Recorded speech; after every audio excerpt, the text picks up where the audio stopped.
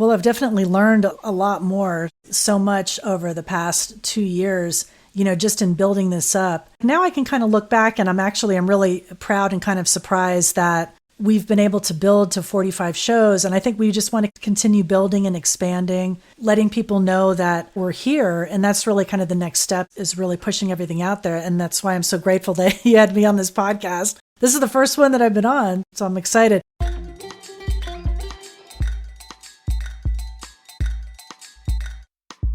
Podcast Junkies, episode 306. Hello and welcome back, regular listeners. I'm so honored that you keep coming back for this show, and hopefully I've told other people about it, and I'm glad that you're getting a lot of value at it. Apologies for missing last week. It's been a busy, crazy couple of weeks with the holiday season, and I'm just now getting caught up, so I appreciate your patience. If you are new to the show, this is the one where we seek out interesting voices in podcasting and get them to kick back their heels, talk about their shows and whatever else is on their mind. Last week, we had three-time guest Heather Osgood, friend of the show, founder of True Native Media, back on to talk about all things that are happening, not only in the world of podcasting, but with a new project she's got underway. It's a platform that allows folks to buy and sell podcasts. Very interesting. Make sure you check that out if you haven't already. Episode 305. If you're a bit of rustling in the background, it's a little bit of activity in the kitchen, but the show must go on, and I want to leave that in there as a reminder to you that you're not always going to have the perfect environment for recording. And podcaster to podcaster, we all know how true that is. So I wanted to remind you to be kind with yourself and remember, keep taking that imperfect action. Okay, this week, I have the pleasure of speaking with Diane Ray. She's a broadcaster, an interviewer, a content creator, a producer, a voice talent, and most importantly, she's a seeker and the founder of the Mind, Body, Spirit Podcast Network. It's a fantastic platform for creators in spirituality, health and wellness, metaphysics, and personal growth. This stuff is right up my alley. I'm a firm believer in things happening for a reason, and Diane herself told me that this is the first interview she had as she was starting to talk publicly about the network and get the word out. So it's really exciting. I'm looking forward to deep diving with her as well to learn more about the network, because it's really fascinating. And for anyone that's been following my journey on Twitter and through my newsletter at harryduran.com, you'll know that this is totally something that resonates for me. We talk about how to handle radio and podcast interviews that have gone sideways, ad structures and revenue sharing models, and the power of spiritual awakenings. You're going to really, really love this. I know that if you're continuing to listen and you're following me in my journey, that this is something that's going to be impactful for you as well. Remember, if you enjoyed this episode or past episodes, I'd love it if you leave a rating and a review at ratethispodcast.com/podcastjunkies, and I'll be sure to read those out on future episodes. Okay, before we jump into this high vibe episode with Diane, here are a few words from the folks that support this show. This episode is brought to you by Focusrite. I couldn't be happier to share with you a very special promo we have coming up for the holiday season. This is your chance to win a Vocaster 2 from Focusrite, courtesy of their sponsorship and Podcast Junkies. It's very easy and very simple. All you have to do is head on over to focusrite.com/podcast junkies. It's just another example of how excited and how proud and how honored and how grateful I am to be working with the team at Focusrite. Shout out to Dan Hughley. I couldn't think of a better way to celebrate the holidays than to partner with them on this special giveaway. I've been using the Vocaster 2. It's beautiful. It sounds fantastic. It's got the built-in gain. I'm using it directly with my gain-heavy Shure SM7B. Anyone within the sound of my voice would love to have this as part of their kit. And again, all you have to do, focusrite.com/podcast junkies. Make sure you get on that today as the contest expires December 17th, 2022. So Diane Ray, co-founder of the Mind, Body, Spirit.fm podcast network. Thank you for joining me on Podcast Junkies. Well, thank you for having me. I'm excited to talk about this. We're going to geek out on all things podcasting. I love it. And I still haven't made the call as a podcaster. We can expect all things. I just so happen to have a neighbor that's pulled out the shop vac next door, and we'll see if this makes it into the final, but it is always fun. And I think it's a reminder as podcasters that we just do the best we can. And I think it's more important to focus on having a great conversation. And sometimes, we just do the best with the tech that we have. Absolutely. I get the leaf blower guy all the time, delivery guy, Amazon persons. And it always happens when you're doing something like this. So I totally understand. Has any one of those come to mind as a recent just interruption to your podcasting workflow? Has it happened recently or Or did Yeah, just one come to any recent ones come to mind? Oh yeah, leaf blower guy has come to mind, and I've had, absolute internet death, happened during an interview I was almost finished. You're just wrapping it up, and then everything died, and I had to reschedule the whole thing. So anything that can happen will happen for sure. Well, one of the benefits of the platform we're using today's podcast is that it's progressively uploading to the cloud. So even if if we got the 59 minutes in and we lost the last minute, at least we'd have that first part of the interview then. So I'm grateful to your team to have reached out to me to get this set up, and I was excited to have this conversation. I'm familiar with some of the Hay House authors as well, so we can get into that. But I'm curious, just winding the clock a bit, got your start was it in TV or in radio in San Diego? No, I'm an old radio gal. Yeah. Okay. And you studied journalism? I did. I studied journalism, and just my love of music sucked me into radio and getting free concert tickets and CDs. I'm really dating myself. And spent most of my radio career in the Miami market. Worked a little bit in Austin, Texas, then came out west, worked in San Diego at the legendary KGB. Then I worked at the NPR affiliate here at KPBS, and then kind of found myself into the digital media world and came on to Hay House Radio when they were just launching an online radio network, which was like revolutionary at the time. I remember my radio friends were telling me, "Oh, no one's going to listen to radio online. What are you doing? It's career suicide." And I said, no, I think something's going to happen here. And spent 11 years there, met some wonderful people, and built up that platform to where we were getting 2 million visitors a month. So we had some nice success there. And then moved over to work with another organization to build up their online radio platform and got them into podcasting. I worked with an organization called Unity, where I met my business partner, Tina Williamson, and we launched mindbodyspirit.fm. So that's like in a nutshell of my career. Yeah. Okay. We can wrap up the interview now. We're all caught up. What are some of your fondest memories of working in radio? Oh, in radio. Wow. There's just so many. I mean, I loved the live element. It was so fun to be on the air in your hometown, having that immediate reaction and talking to listeners. Again, the free concert ticket and CDs, and just my love of music. It was a lot of fun. I had a great time in rock radio. I have some fond memories. Live radio is still alive in some form. Things have definitely changed and morphed over the years, but it was definitely a lot of fun to crack the mic and just have fun live. It was a lot. It was great. I enjoyed it. Obviously, you learn what you can in school, in journalism school, but nothing really prepares you for being live on the air. So, was it just like learn as you go, and sort of school of hard knocks in terms of like figuring out what's the right thing, what's not the right thing to do? And especially when you have that live element, I'm sure that makes things a bit more exciting. It is. It's very exciting. There's a lot of fly by the seat of your pants kind of thing, making sure you don't curse, things like that. There's other stories about that. But so much I learned in my radio life, I was able to transform into the podcast world. Really communication and telling a great story is key in both of those platforms, both of those ways to communicate. So I've been able to bring over a lot of what I've learned in my radio life into this life. Yeah, it's interesting because I'm a child of the 80s. And so I vividly remember the radio and then calling in to request your favorite song. And it's so funny because I was hanging out with my partner, and her dad is in his 60s. And he was telling us how he likes listening to Sirius because he hears the DJs.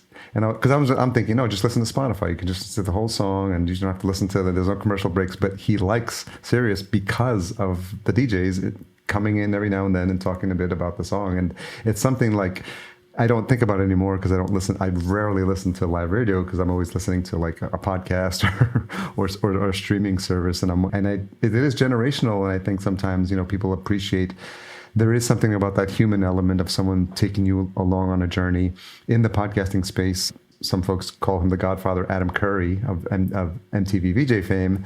It's that same experience. When music videos are playing, they'd come on and just introduce the song. And we're recording this in September of 2022, and I was just at Podcast Movement. I got to meet Adam Curry in person because he's got a whole new initiative with this podcasting 2.0 thing that he's doing. But it was a fun taking you back to the 80s of remembering watching MTV, getting to hang out, take a photo, and get in chat with Adam Curry, who's going to come on the show now too, which just brings everything full circle for me. So I'm wondering, any experiences you've had in meeting like folks that you've admired or heroes in the space. Well, I do remember when the DJ was a star and you were so excited if you heard your name on the radio. I remember one of the first times that in my hometown in South Florida, I grew up in Fort Lauderdale, so Y100 was the big Miami top 40 flamethrower, and Bill Tanner was this huge legendary morning show guy. It was Tanner La Mañana, and, you'd call in, and I remember he had recorded me for a little bit. I was talking about something like the walkathon or whatever,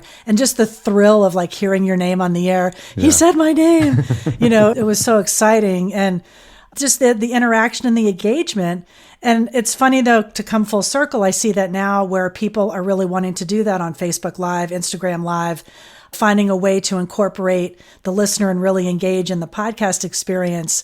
And I'm working with some of our podcasters on our network on mindbodyspirit.fm that still want to have that engagement, but in a podcast form. And I think there's ways to do that and not lose that. But yeah, I do remember the DJ and, that excitement.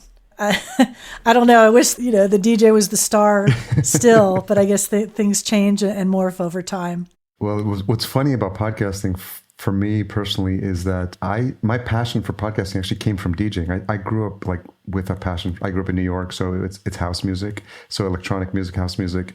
And I learned on vinyl. I learned how to DJ on proper turntables, and I would throw parties and high school dances and all that sort of stuff. And I remember like that was my very first passion. So I'm dialed into like, that power of like a DJ to curate and control like an event or a party or and I've always been fascinated by that, and the idea was to start a podcast to interview DJs in the beginning, and then I realized like that's going to be kind of hard, so let me just interview podcaster. Right, you would be a little limited, I guess. Yeah. But it is fun. I mean, and I even remember like way back in the early, like I don't want to date myself that much, they're going to think I'm an old bag, but queuing up the record. I remember doing that with programming that we would play like in the middle of the night. I did the overnight shift early on in my career, and in the early morning, then sometimes you'd play like block programming stuff and you had to queue it up on the record, and then you'd fall asleep, It was fun. It's definitely a different experience. When did you start listening to podcasts? Wow. I mean, I've always loved stories, and started listening to podcasts, I guess, I don't know, 5 or 6 years ago, maybe a little longer. Okay. I mean, podcasting, it still seems like in its infancy, even though I guess probably the form has been around, over 10 years, 20 years? Yeah, at least. Yeah, 2000, maybe 6 or 8, I think, is like the first one, depending who you ask. And Adam Curry, I think, had a part to play in that as well. Although there was an announcement or a news bit recently on Pod News about Robin Williams on a talk show talking about, I forgot how far back it went, but he was talking about how he was like downloading like audio to his device and then listening to it. And people were like arguing in the podcasting community about whether that was actually one of the first podcasts, because the mechanism that he described is essentially what podcasting is nowadays. So always interesting. It could have been, or maybe just a different view of the mixtape. Yes, the mixed, the cassette tape. Remember that? Well, it's so funny because when I started, because I got my start in the DJ world, when I first heard the term podcast, it was a DJ mix. I would go to they were like, go listen to this DJ's podcast on SoundCloud.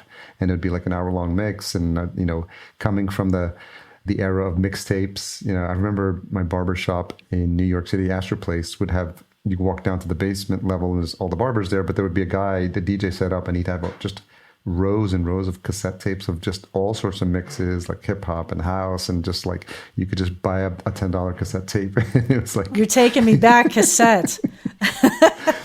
Cassette. That's funny. Remember when they would break and you put the pencil in and try to fix it? Yeah, of course. The eraser, you just have to taking them apart.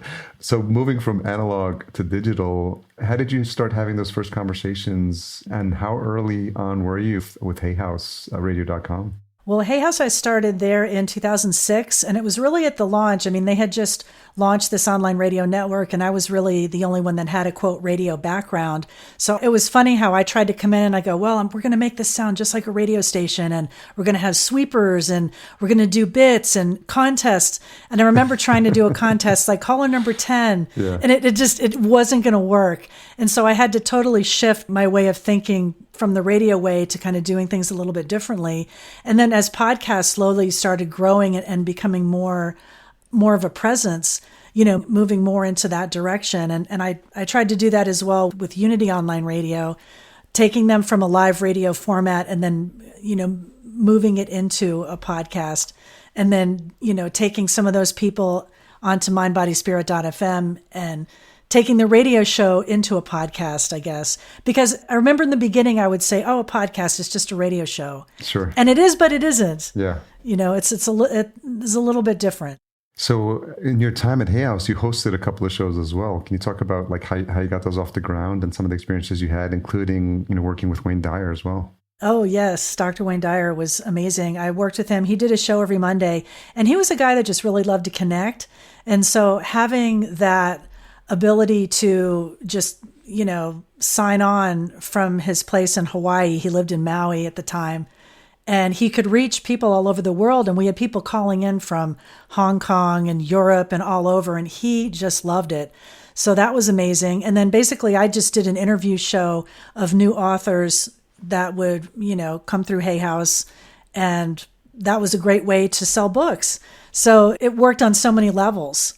And it was an amazing experience. How did you hone your interview skills over the years? Like, how was that experience when you got started? Had you had experience doing interviews from the radio days as well? Yeah, I did. I mean, I did some, although I didn't do an interview show in my radio days. I was a DJ, I spun whatever, Led Zeppelin tunes.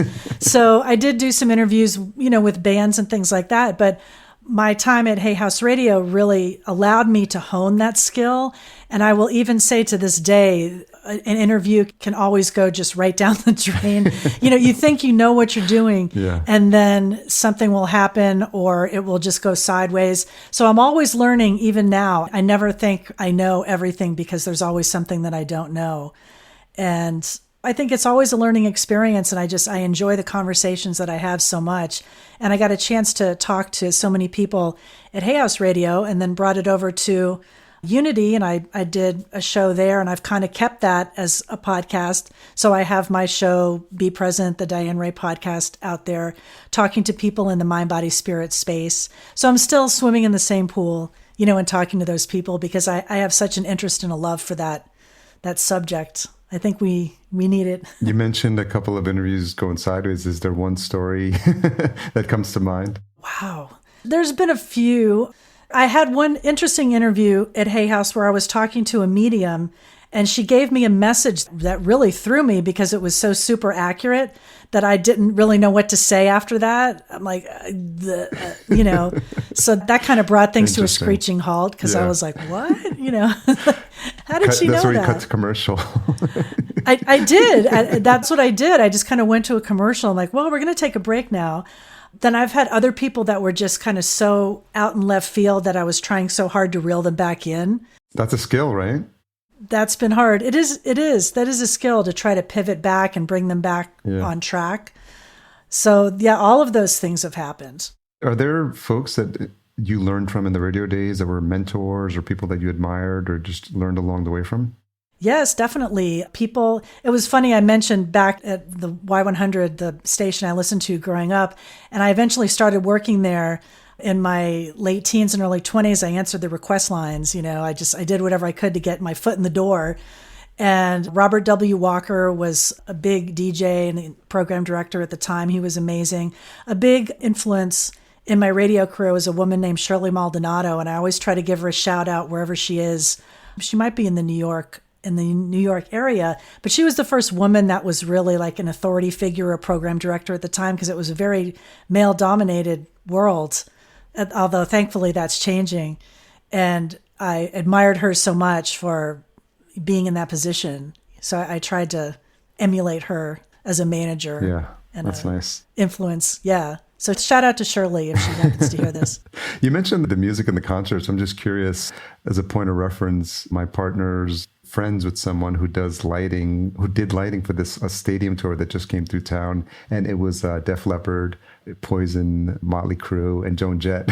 So right. We got to see some backstage passes when they came through town here in Minneapolis, and then we recently went to go see a show in Vegas, and the tour ended in Vegas, so we got to see like the acts that we didn't see there. But it's funny because I wasn't I was more, like I said, in the house music scene, so I went to a couple of concerts, but at that level, to understand like bands that perform in stadiums that big, and it's a unique experience. And I'm glad I got to actually see Joan Jett live too, which I had never done. And so I'm wondering if you have any like fond memories or favorite acts of music back in the day. Oh, wow. Well, I'd have to say Van Halen, because I remember looking up and seeing Eddie and the red and white guitar and being in love. So any band that would come through South Florida, the Miami market, I would try to see.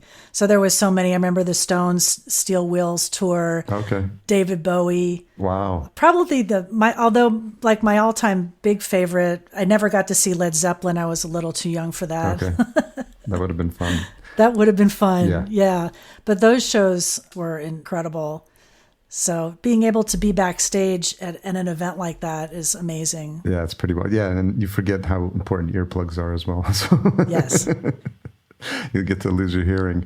So I'm curious, in your time at Hay House, were you on a spiritual path or starting to become aware of these authors as they started coming through? Because obviously, like anyone who's on the spiritual path, and, I've been prominent on social this year that I'm out of the spiritual closet. Like I've been on a 20-year journey myself. So anyone who's in that space knows the name Hay House really, really well. And I'm curious how you started to, how that journey was like for you as you started to discover these authors. And I imagine like read some of these books is like, how was your journey expanding at that time? I did have the self-help bookshelf at home. I still do. Had that for a long time. Always had an interest in yoga and the metaphysical and the spiritual. I was like the weird girl at the slumber party with the tarot cards that wanted to read your fortune and things like that. So that was kind of the beginning interest. And then when luckily I had managed to get the job at Hay House and then actually meet and interact with these people and learn so much, it just brought me, further onto my path. And Louise Hay was a big influence, and Dr. Wayne Dyer, and being able to talk with him every week. He did a show every Monday, and I was kind of his second banana because, like I said, he would just switch things on in Maui. And I'd say, Wayne, how you doing today? Oh, I was swimming with the turtles. And like he had this idyllic life, and he would come and do the show and just talk to people from all over the world. And I would listen to everything he told them, and so many lessons that I learned, how to pay attention to how you think, and things that you tell yourself, and the people you surround yourself with, and, the kind of energy they have, and just all of those things. So I'm still on the path. I'm still a seeker. I still love to talk to people about those things and learn as much as I can. Did you come across folks in the early days of Hay House that were not known when they started working with you? And then by the time they either had their program or a book came out, that they started to become even more well-known? So you sort of like knew them before they were famous? Oh, wow. I'm trying to think if there's someone that would fall in that category if I knew you when. I mean, I've seen a lot of people continue to grow and expand their reach and their career, since then, and have moved on to trying to share their message in a lot of different ways. But I can't think of anyone from the very beginning that went to be, oh, wait a minute. No, although I wouldn't say she went on, I remember working with Marianne Williamson when she did a radio show with us, and I had read some of her books previously, A Woman's Worth and a couple of others. So I would say she would probably be the biggest one that then went on to try to have a presidential run. She was an amazing influence as well. Very smart. Yes. I had a small experience with her team because at the time she was doing the presidential run, I had offered to help in any way I can. And I helped start, we were going to start a podcast. And so we got a couple episodes recorded because I was taking some of her recordings, and I wanted, because I'm such an advocate for the medium, any opportunity to share the message is something I was willing to do. And I was really seeing what I could do to support her campaign. So we did have some discussions. I never got to speak to her directly, but I did have some discussions with folks that were helping her get that podcast off the ground. And just obviously seeing what she's doing, and she's been doing, and how inspirational she's been in the space has been, I'm sure, fun to watch, especially when you think about like those early days. Yes. No, I've watched that with a lot of interest. And I know people discounted her as just a woo-woo and, didn't really take her seriously, but she had some great things to say, and I think she's a powerhouse. Yeah. I agree. I think people should have listened a little bit deeper, to what she was trying to say. Yeah. It's almost she like had a great message. You almost feel like the world's not ready for a message like that, but that doesn't mean like it's not important. Right. And that's the one thing and also what I love about podcasting, this medium, is just that it's so open and available to everybody who has a message that needs to be heard. Yeah. And they can put it out there. That being said, maybe they shouldn't, like maybe they might want to think about that. But I love that it's free and available to people. It's kind of opened the doors. Yeah. I mean, I tell people all the time that everyone's got a voice that needs to be heard and a story to share. And it's like I always say, if you go into a restaurant, there's 50 people there, there's 50 stories, right? But if you have to be curious, you have to care, you have to be compassionate, you have to know how to get stories out of people, be a good listener, and figure out what questions to ask. And I think that's the challenge sometimes with people. Like they just we're operating at a superficial level, and it's hard to figure out, what's on people's minds and what people are thinking and what they're holding inside and what they want to share. And I think sometimes when you may have experienced this yourself, when you open up, long form conversations, that's why most of these go at least an hour on my show, because I feel like, things like Joe Rogan having 3-hour, conversations, you start to listen, and over time, I think people just get relaxed, and then they, they let their guard down a little bit, and they feel like there's a safe space, and then, so that's really where the magic happens sometimes, and you just get some really golden nuggets of stories from people, and you just realize that everyone's just looking for that connection. At the end of the day, we're all just looking to connect on a human level. We are, absolutely, and that's what we're trying to share with the podcasters that we're gathering on mindbodyspirit.fm, is to give people a place to come to share their stories, share their message. And the content that we're gathering in this space, mind plus body plus spirit, I think is so needed right now, because really we're living in a dystopian nightmare right now. We need all the help that we can get, and to offer that kind of content is gratifying. Yeah. When can you talk a little bit about the conversation, or about where your mindset was at as you were leaving or making the decision to leave Hay House and starting to work with the team at Unity? Wow. Well, I was scared, because I had been there 11 years and I had my team, and I had a great group of guys and incredible engineers, and I still miss them terribly to this day. Transitioning from the place of working with a group to working on your own, and working with Unity, I was working remotely. Okay. So that was a different experience. So it was just kind of that, getting over that fear and moving forward. And I really wanted to help them, because I really like the Unity message. I don't know if you're familiar with them, but like they love everybody. It's a spiritual organization that kind of pulls the best from every religious tradition and distills it down to, the bare minimum without a lot of dogma, and people can look them up if they want to find out more. Is that related to the Unitarian churches? No, they're not. And they will tell you that. It's something different. Yeah, it is a little different. Okay. But I like their message. And a lot of the Hay House authors kind of got their start speaking at Unity groups and churches. Interesting. So there was a synergy there between them. So a lot of the things that were shared at Hay House, a lot of the messages were similar. Yeah. So I tried to move Unity into like a sponsorship program, and we started pushing. They were doing some podcasting, but we pushed things out a lot more aggressively, and just tried to really maximize the network and really build it up. So we did have some successes, but yeah, there was the fear of the unknown, as always. What would you say was one of your biggest wins in the time at Unity? A big win.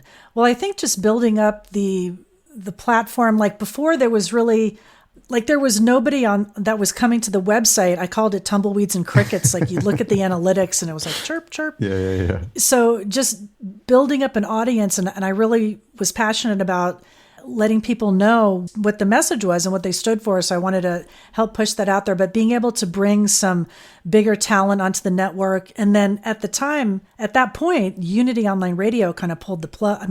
Hay House Radio pulled the plug. So I moved some of those hosts over to Unity and gave them a new home. So that was a success for me, to bring on some bigger talent and bring more numbers and just bring an audience there, to build the audience. And that's so hard. And we struggle with that every day. So now we're moving into Mind, Body, Spirit. Talk a little bit about those early days when the idea is like percolating and you're feeling like the need to move on to start something different. Like what's going on for you in your mind back then? Well, I was thinking, there's so many great teachers out there and there's just not an easy place for them to be found, And then I connected with my business partner through working at Unity, Tina Williamson, and she was kind of the yin to my yang kind of thing. And she had a radio background as well and an incredible sales and marketing background. And she was VP of marketing at broadcast.com when Mark Cuban sold to Yahoo and made a ton of money and continues to make a ton of money. And so she had just all this incredible experience that I didn't. So we both kind of put our heads together and like, hey, we think there's something here. There's a need to kind of give these people sharing these messages a place to land.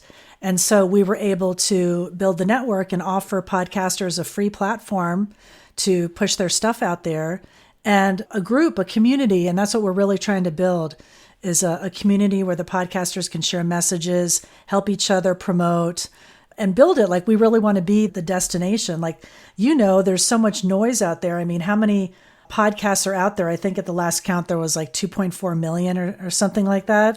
So yeah, 2 to 4 million, 4 million, depending. And they count it as like active RSS feeds. And then, because I listen to Pod News and just kind of stay on top of what's happening in the industry. So a lot of times they talk about the podcasters who are being consistent. And so they released content on a regular basis. And I think when you look at those, because if you literally have one episode in your feed, then technically it's in part of that 4 million. And there's a lot of pod fading going on, people dabbling, and especially with Anchor, with free podcasting, they could just try it and be like, no. Then they realize how much work it is. Yes. Then they stop. So I think the number they've used is a couple of 100,000 of active podcasters, which is still a lot. And it's still, there's still a lot of noise out there and a lot of challenges for people to find out like good shows or even to find content. So I think the idea of creating a network, especially on this topic, which is near and dear to my heart, is really fun. Yes. And I'm so glad you mentioned that because consistency is key and people do fade out and they'll just give up or they're like, well, I'll do one a month. And, you're not going to get anybody, you're not going to get any audience just doing one podcast a month or just kind of dabbling. And so people do have to really make the commitment that they want to do it. But for us, Tina and I feel that there really is a hunger for this kind of information. We don't have any politics or we don't want any kind of conspiracy theory, any of that stuff. We want to give people a place to explore these kinds of teachers and modalities and meditation and things that can help them in their daily life. And so talk about, you started in early 2019. So what were those early days like? Oh, it was so hard. It's just, if anyone, people are like startup, oh, it sounds so glamorous. And it's the hardest that you'll ever work, but you have to really believe in it and be passionate. And so it was really just getting those first few people to believe in us. And we were lucky to get a couple of people. And some of the people that started, like we have a show called Angel Talk, and she was a minister in Des Moines, Iowa, and had reached out to me. And I'm like, look, I don't know if you want a podcast, let's do it. And now she's like one of our most listened to shows. Other people that I worked with through my Hay House days that thankfully wanted to work with me still, and just building it up, and you just kind of claw away at it every day. And we have 45 people with us now, hopefully 50 by the end of the year. Wow. And continuing to grow. But it is like looking back now, I'm thinking, I remember when we thought, if we could just get 5 people, we could just get 10 people, 20 people. Yeah. And then so you have 45 shows on there now. Yes, we have 45 podcasters with us now. We're ad supported. We work with Megaphone, who's our podcasting platform in the dynamic ad insertion space. And they've been really wonderful, helping us grow. So, what was the business plan when you got started from how much support you were going to provide podcasters? Because as anyone who's listening to the show knows, there's so many different moving parts when it comes to show. It's the onboarding. I own an agency as well, and we do the setup, we do the audio production, the trailer, the launch, the cover art, the music. And so there's so many moving parts, and there's a lot coming from radio. Everyone's ideal is to be like Howard Stern. You just show up, you get on the mic, and then you leave, and then like everything else just magically happens behind the scenes. And I'm sure that was some of the allure for some of the folks that were interested in maybe working with you. And I'm wondering if that was the idea as you were getting started. Wow. I mean, you're so right on all of those points. And so what made us a little different is that we're not a content creation company at this point, although that is something that I would really love to do. We're an aggregator. We're gathering people together. So what we would tell people in the beginning is, look, you need to give us a quote broadcast ready MP3. Okay. But we'll show you how to do it, and we'll try to hold your hand and help you through it for as low a cost as possible. And I know there's a lot of great agencies out there that are, they're selling packages for a couple of $1,000s a piece. And we were kind of offering that alternative, like, this isn't going to cost you an arm and a leg. I'll show you how to do it. I'll show you how to do an intro and how to be on, have a presence and put it together. So we kind of just pieced it together. And we felt we were offering something a little bit different because we weren't charging people this fat fee. Yeah. And sometimes it worked and sometimes it didn't, where if people were like, oh, I can't do it, But I said, look, you don't need an epic miniseries. It doesn't have to be this highly produced, thing. It can be down the road. Sure. Get me some good, clean sounding audio, a little bit of music, something that makes sense, and just kind of break it down to make it easier. Where I think people get overwhelmed and they think, oh, it has to sound like, this fabulous Wondery production, which we would all love to sound like this highly produced thing. But, you and I are here in our little offices, trying to make good sounding audio. So it was really just kind of guiding people in that direction. And then look, you can get better. Of course. Yeah. It can sound better. I always tell it doesn't people, have to be, fabulous, right out, highly produced thing out of the gate. I always tell people your 10th episode is going to sound better than your first, and your 50th is going to sound better than your 10th, but you're not going to improve if you don't start. And very few podcasters, when they hear the sound of their voice recorded for the first time, is like, oh, that sounds wonderful. They're just like, that's what I sound like? And they sometimes hold off on releasing their episode or just publishing. Some famous podcasters who recorded their audio and then waited a year before publishing because they were just like, I don't think it's ready. And I think hopefully people are now realizing that you're never ready and you're never there's no finish line when it comes to podcasting. I think there's so many things that you can improve on with each episode, with each rep that you get in there. So, and I think I imagine some of the advice you're giving to folks that are getting started as well. Absolutely. And just to get them over that fear. And I see people that have such great platforms and messages to share, and then they'll freeze up, or they'll worry about the sound of their voice or something like that. And I have another great host. Her name's Dr. Mona Lisa Schultz, and she has the thickest Boston accent ever, very New England. And she thought, oh, I sound horrible. And no, it's you they want. They want your personality. All of that is the whole package. Don't worry you don't need the dulcet tones. It's nice to have, but it's really the message. So when folks are getting started with you, are they just at different places in their sort of audio journey? Have they been recording somewhere else? Have they been on radio? Are they just getting started? Does it run the gamut in terms of people? It kind of runs the gamut. I mean, we're trying to move into working now with people that might have a little bit more experience under their belt, because it's so hard to take that person, from absolutely nothing to get something consistently at a high quality. Not that it can't be done, but it's a lot more difficult. So yeah, it has been kind of run the whole gamut.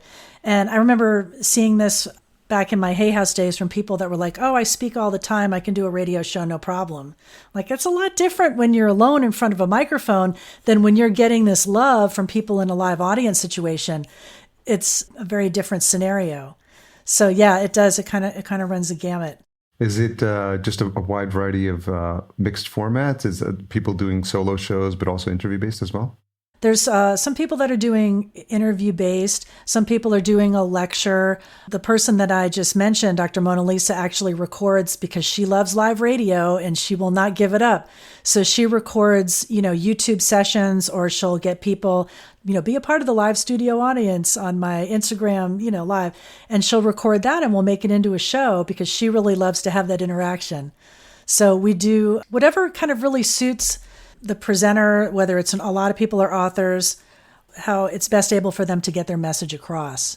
So talk a little bit about the structure of the ads, and you're using Megaphone, so you're doing dynamic ad insertion, and the inventory is all the shows on the platform.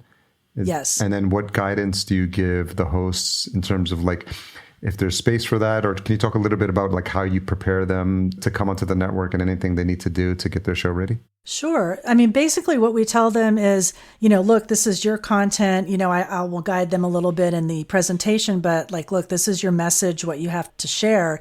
So you just worry about that. I go, all I really need is a 1 to 2 second space for that ad insertion. Just leave that. Then you timestamp it. You tell me where that space is, and I will go in and make the ad insertion. And then I'll coach them. I mean, the great thing about working with Megaphone is that it gives the creator a little bit of autonomy over the categories, right? Like I tell them, look, if you don't want alcohol, because we have some shows, a sober living show, some people that just don't want alcohol advertised, okay, you can opt out of that. Or I have a couple of vegan shows, so that's no fast food, no zoos, aquariums, anything like that. And so they feel that they have control, and people like that because they don't want just something shoved in their show that they're not going to agree with. And then I tell them, look, we already opt out of no news, no political ads. There's a category called sensitive other. None of that will apply. Okay. So, basically we say, let us handle that part, letting them know that they do have a choice of the category of what will go in their show. So working with Megaphone has been great in that sense. And just, I've learned so much. I didn't know anything about that. Dynamic ad insertion, any of this. So there was a curve on my part as well. And we're hoping to grow the network where we'll be able to do, deals or partnerships with other people for advertising. We have all these amazing shows that people can advertise in some of them or buy the whole network, something like that. So we're exploring all of those avenues. And that's where Tina comes in, my business partner on that end, because she's so knowledgeable on the advertising and marketing side of it. And so do they have a pre-roll and space for a mid-roll and a post-roll, or those 3 spots? Yep, they do. Pre, mid, and post. And if they wanted to do, are there shows that do more than one in any of those slots? Yeah, there's a couple. Most people don't. Most places don't even sell the post roll anyway, right? Yeah, that's kind of a throwaway. Sure. That's like where you put your promo stuff and things like that. So it's really the pre and the mid that are really important. And we handle that for the content creator, for the podcaster, so they don't have to worry about it. Yeah. And then the business model is you just take a cut of the revenue that comes in from the all ad based. Is that right? Yeah, we do a percentage share with the podcasters. And I'm hoping we really want to grow mindbodyspirit.fm. I want everybody to make money. We want everyone to be successful. Of course. And then you try to explain that to the podcaster so that they don't, because that's always the first thing people say, well, how much can I make? Can I make a lot of money? And then they'll hear an ad in their show like, hey, I heard an Audi in my show.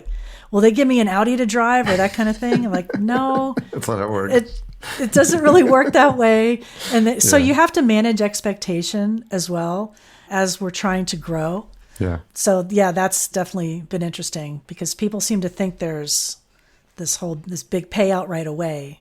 Yeah, dynamic ads are really fascinating, and I think early on, people, I think were a bit discouraged by them because obviously randomly having an ad for Walmart show up in your content, just kind of disrupts the flow. And that's why sometimes a lot of folks like the host read ads as well. And so does the model that you have now support any of the hosts who want to do find ads on their own or find sponsors on their own? And can you do a mix of those as well? Yeah. Oh, absolutely. No, we encourage that because that's a lot more beneficial for them, and for us, because then, there's not such a big chunk going out the door. So yeah, if people come in with a sponsor or someone that they want to work with, we definitely encourage them to do that.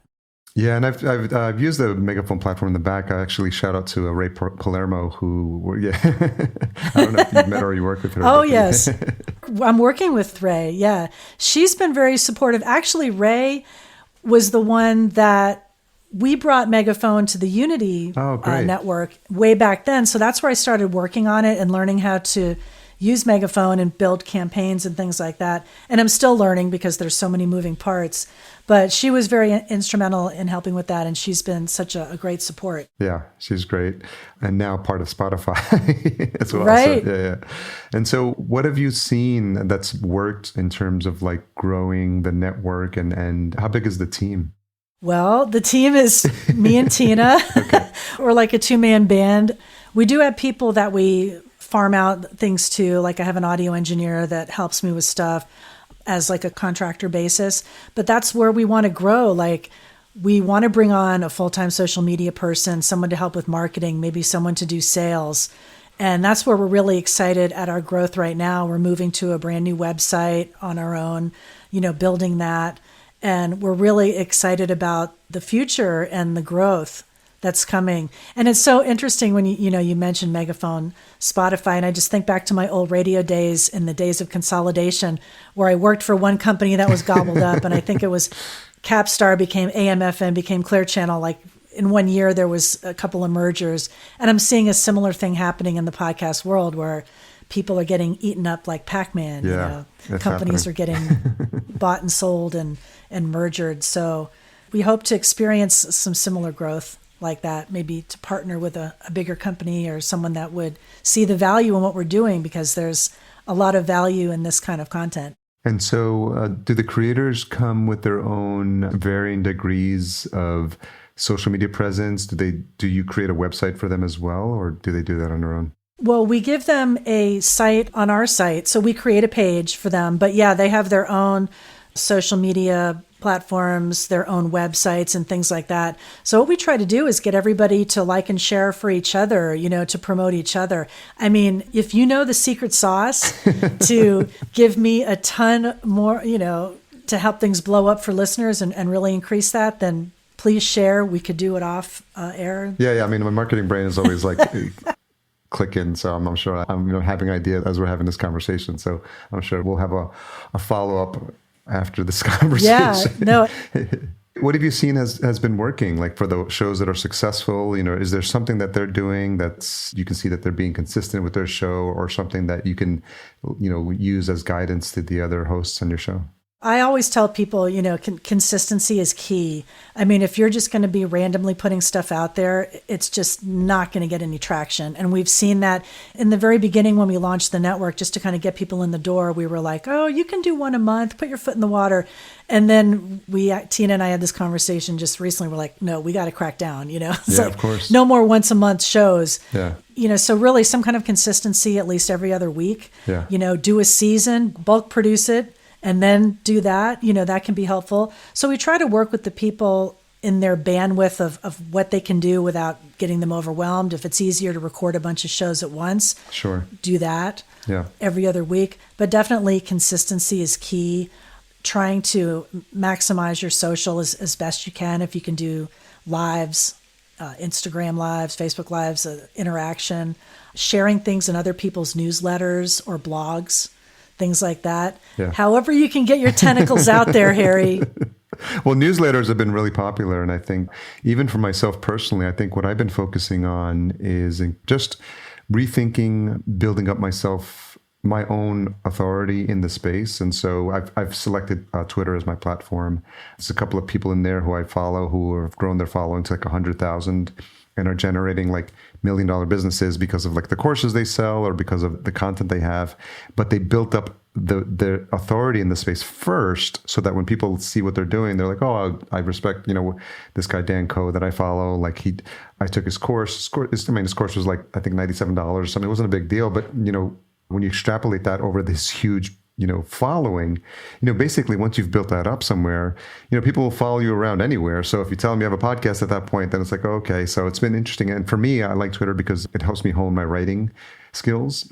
because you don't have the distraction of like trying to come up with an image for Instagram or, figuring out what to post for a live or, what your background looks like for going on video and stuff like that. So I think for me, it's one less thing to worry about. And it's always nice to have a good writing skill because that comes in handy for copy and sales copy and, show notes and anything you might need to from a promotional perspective. So that's been interesting for me personally. And just one of the things that I'm trying that I think is pretty helpful. That's interesting to hear because I'd really like to build up our Twitter. Like we've really been concentrating on Facebook and Instagram because that seems to be where our people are. And so I haven't spent as much time, building up Twitter, but now, with you sharing your story, I'm going to have to take another look at that and build that up. So when you think about what you had in mind when starting the network, has any of that changed in terms of like your vision, like where you thought you would be at this point in time, the types of shows you'd be working with? Like, I'm wondering like how that's changed over the years. Well, I've definitely learned a lot more, so much over the past 2 years, just in building this up. And I guess like now I can kind of look back and I'm really proud and kind of surprised that we've been able to build to 45 shows. And I think we just want to continue building and expanding and letting people know that we're here. And that's really kind of the next step, is really pushing everything out there. And that's why I'm so grateful that you had me on this podcast. This is the first one that I've been on. Oh, really? So I'm excited. As an interviewee, I've interviewed a ton of people. Yeah. So it's interesting to be on the other side. But we want to continue to grow and share this. I think that the industry, there's so much that needs to change. I think, better customer service. It's really difficult dealing with these big faceless conglomerates, like trying to get Apple or someone to help you. It's very difficult. I think I'd like to see that change. And just like in the categories, like I don't feel mindbodyspirit.fm really fits in the religion category. I think that there's a space for people that are, quote, spiritual, not religious. And that I think the categories don't always work. So that's where we felt that mind plus body plus spirit, mindbodyspirit.fm would give a different category. And it's not just woo stuff, or mediums. I mean, we have mental health and alternative health and other ways to deal with pain and dealing with grief and things like that. So we want to build that space in that category. How have you grown as an entrepreneur since starting the company? Am I an entrepreneur now? Oh, wow. I was just a DJ for a long time. Life was simple then. Come in and do your 4 and out the door, It's been a lot of, details. And I think finding help and asking for help. And that's something that I've done is, reaching out to people and maintaining relationships, people that I've worked with before that I'd like to continue to work with. So I've learned the value of that. And I think, and here's also a tip, like be nice to publicists and people that call you and ask for help. And I remember people I worked with at Hay House. And then now when I go and ask for them, they're like, oh yeah, I remember you, so like you don't have to step on people on your way up the ladder. Not at all. I don't think that really works. And again, a shout out to my business partner, Tina, because finding someone who's good at what you're not good at and can bring the best out of you so that you're better, she helps me with that because she's much more linear and detailed. And I'm like, bing, bing, bing, bing, What's next? What can I do next? Has she been behind the mic as well? I don't think so. No, but I really? told her, look, I said, I'm doing this Podcast Junkies interview. You're more than welcome to do the next one. Oh, no, you can do it. I said, we'll divide and conquer. You do some. Because I think she has an amazing message to share too. I mean, she was there, back when broadcasting on the internet was in its infancy. And, she learned a lot from Mark. She reported, directly to him and Todd Wagner. And so I've tapped her brain on that a lot too. Like I go, why don't you ask Mark? Ask him what he would do. She goes, you need to be prepared to go in front of Mark Cuban. She says, it's not like Shark Tank. That's fake. So that's funny. It is. Yeah. It's funny. But she's learned a lot from him and from her experience over the years. And so we try to put our heads together and forge ahead. Well, it seems like the PR outreach that you just started is already reaping benefits because and you may have just reached the right person at the right time because, I saw Hay House and I was like, well, spirituality, podcasting. I'm like, yeah, this is exactly like what I'm all about now. So I think that's great. What's interesting for me is that, I started I would say probably late 90s, just kind of awakening Buddhism, and then that whole New Age seed of the soul, the conversations with God, the Celestine prophecy, 7 spiritual laws of success, just like everything. It was just like it was leading into another one, then just like learning about crop circles and Egypt and ancient civilizations and star seeds and just channeling. It's just like, it just became this like huge rabbit hole for me, and I just voraciously like taking everything in, but sort of like always everything in the background. And I've worked with plant medicine now too, so it's just really expanded my awareness of like tapping into that universal spirit and guidance that we all have in us. I believe that. And a lot of times, and people write it off as woo, and sometimes I have a love-hate relationship with that word, because sometimes people use it in a derogatory fashion, but it's sort of descriptive of the space that we're in now. But I think you can't deny, and I think it speaks to like, all the content that's on your network, that people are awakening to the presence of like something bigger than themselves. And a lot of times they don't know how to put words around it or describe it. And even if you just described it as an inner knowing or an intuition, I think just even people tapping into their intuition, I think is just those first baby steps into like listening to yourself and finding those moments when you can just like do that meditation in the morning and just be silent and just seeing what guidance come in. And so all these things have been top of mind for me. Even in our agency, I shifted to working with business owners in the space who are working on consciousness, raising messages and coaches in the spiritual space. My tagline is, I'm the cosmic conduit for awakened souls ready to transmit their message to a global audience. I love that. Oh, I wish I would have thought of that. We could have put it on the website. But I think you're so right in that there is a big hunger for this material, and I believe that strongly. I saw that at Hay House Radio, and the biggest question that people would call in a lot of the radio shows, and they would ask, besides when am I going to meet my boyfriend, girlfriend, whatever, would be, what's my life purpose?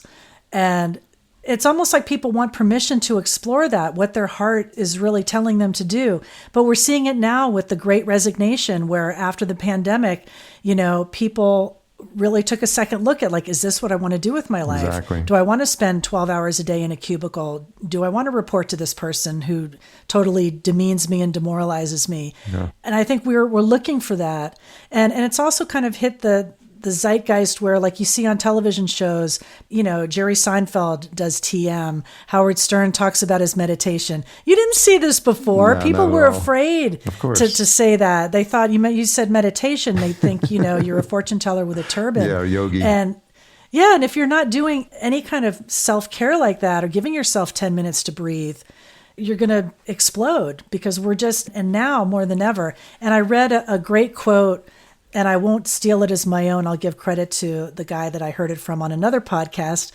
He's a religion writer, and he said that we're at the point of a post-pandemic spirituality surge. Sure. And I thought, yes, if I can be at the crest of that wave, if mindbodyspirit.fm can be part of that to, give people that alternative. And I still believe that, there is some magic. There's unexplained things in the world that we should explore. Yeah.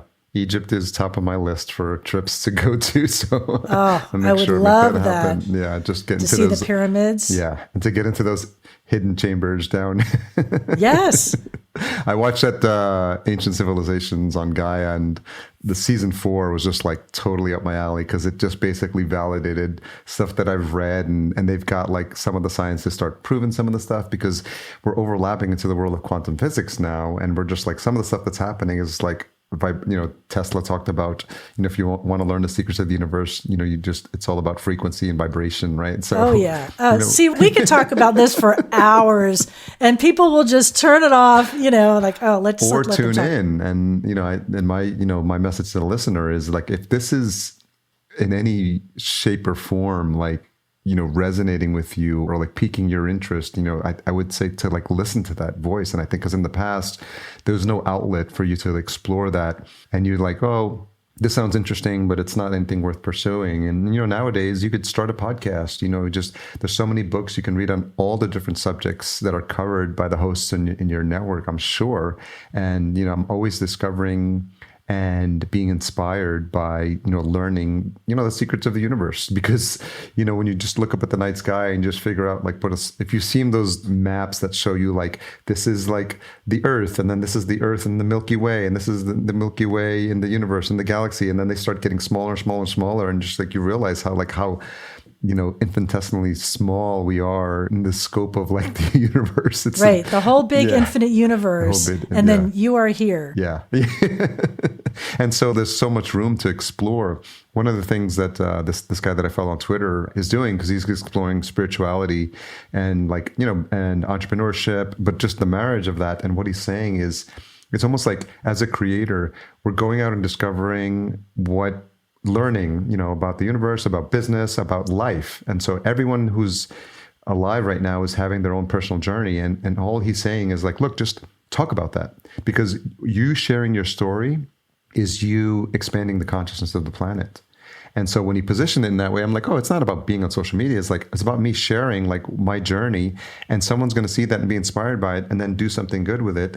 And it's almost like I have a responsibility to just like share not only just the good stuff, but just the ups and the downs and what I'm learning, what I'm struggling with, and what I'm being challenged with, and what I'm questioning, what I thought was true and is not true. And even if some of it just like weirds people out, I always feel like you should repel people as fast as you attract them, because say if it's not for you, it's not for you. But for the people it is for, they get pulled into your sphere of influence very quickly when they find like a resonant soul. And that's why these conversations always light me up. Yes. I love that. And we, as divided as we seem today, we really are connected. And I know everybody would say, oh, that sounds crazy, we are one, and that kind of thing.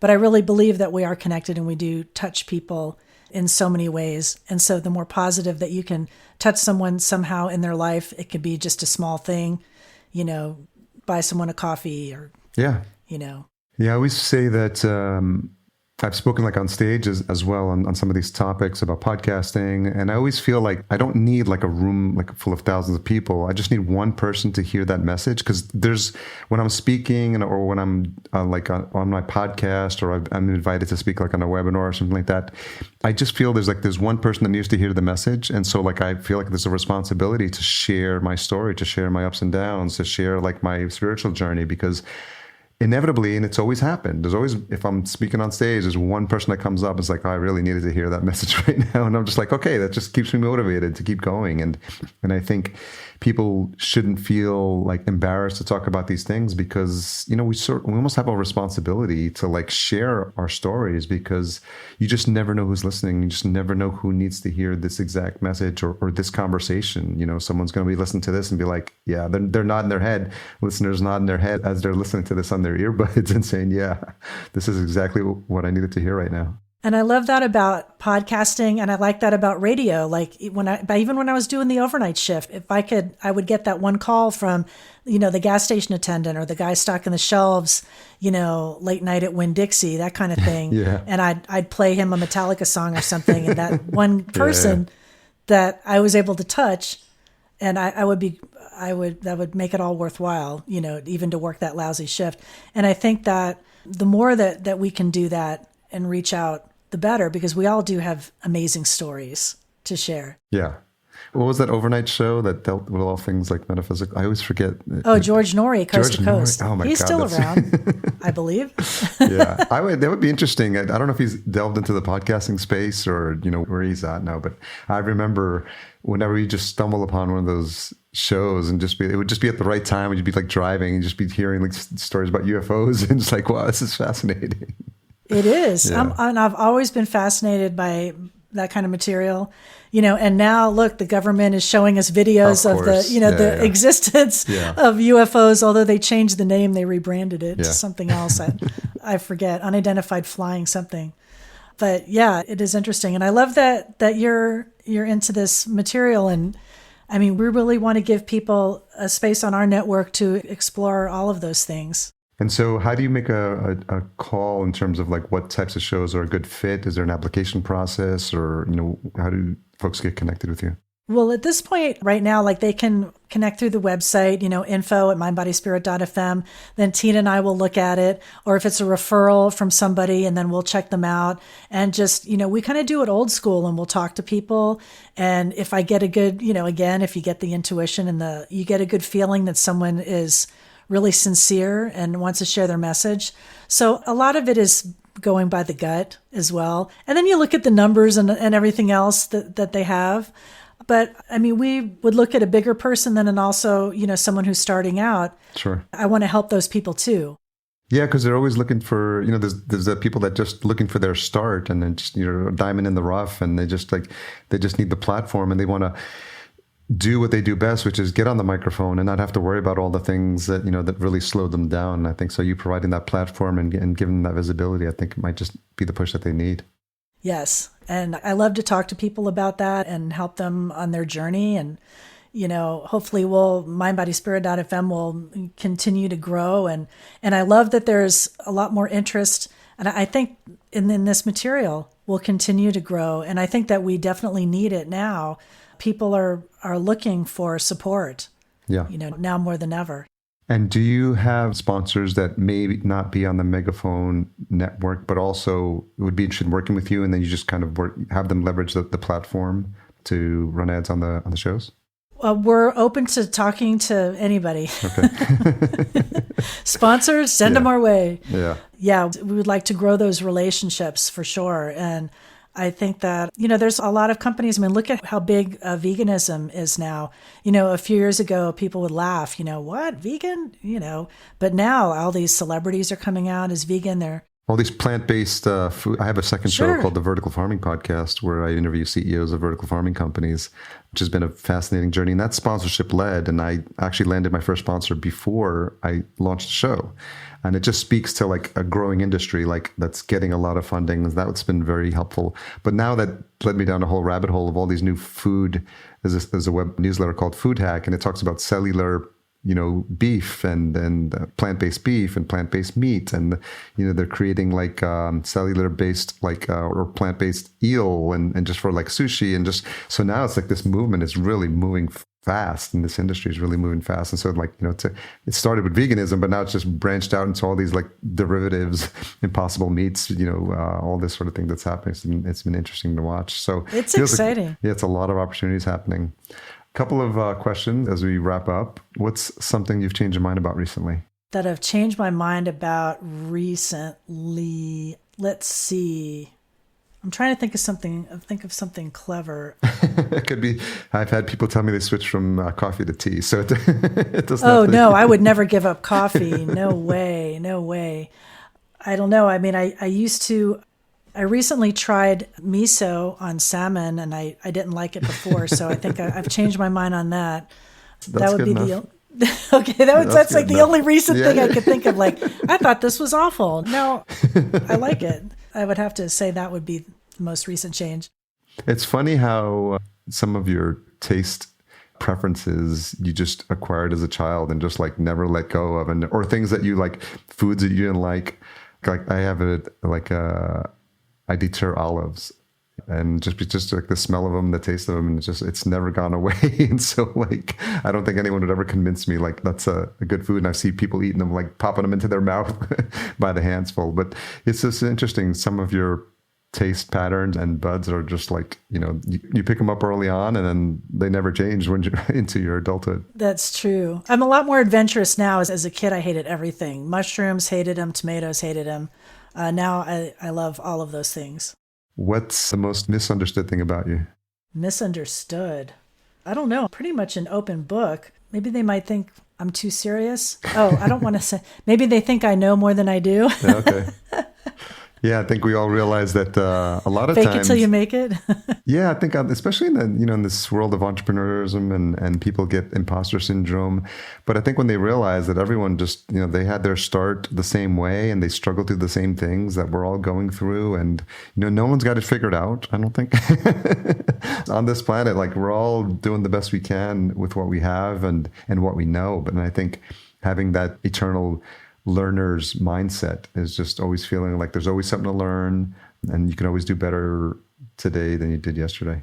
I agree with that wholeheartedly. And I definitely learned that Louise Hay was a great example. She died at 92 in 2017, and she never stopped learning. She would take ballroom dance classes, That's nice. painting, things like that. And I want to always be a seeker, and I want to always have an open mind to learn and maybe not be as judgmental sometimes. Yeah. Well, Diane, I want to really thank you for this conversation. It was really exciting, heartwarming, soul expanding, all the things that are a reminder of why I started podcasting, and just having this opportunity to connect with folks who are not only like-minded, but like weren't even on my radar. And you just know, like, it just goes to show you there's so many great conversations we can have with people if we just open ourselves up to this world of possibilities that exists in podcasting. And it's been a fascinating journey for me. And I really applaud you with what you're doing with Mind, Body, Spirit FM. And,